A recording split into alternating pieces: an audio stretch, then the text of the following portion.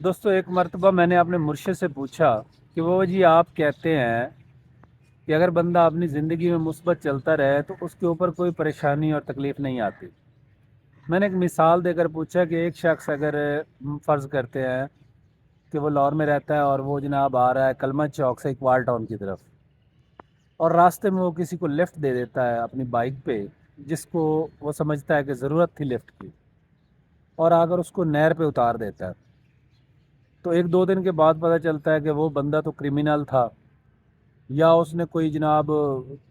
Criminal activity میں شامل رہا ہے، تو پولیس لازمی بات ہے اس لفٹ دینے والے کو بھی پکڑے گی۔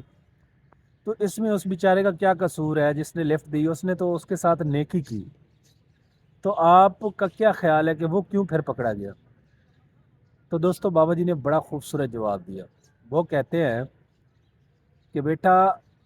اگر آپ مثبت چل رہے ہیں اور آپ کے ساتھ اس طرح کا کوئی انسیڈنٹ ہو جاتا ہے مائنر سا،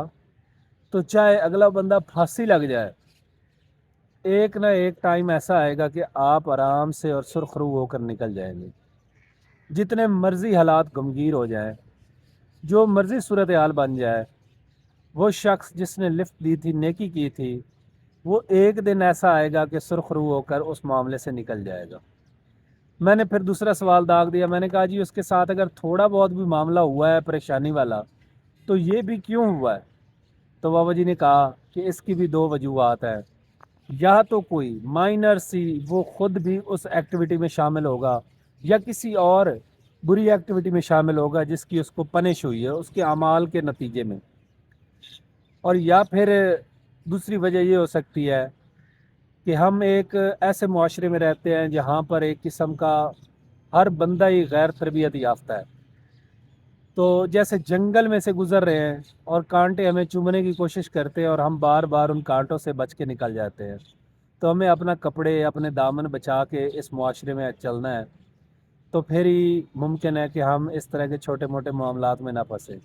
لیکن اگر خدا نخواستہ آپ مثبت ہیں اور پھر بھی کوئی پریشانی آ گئی،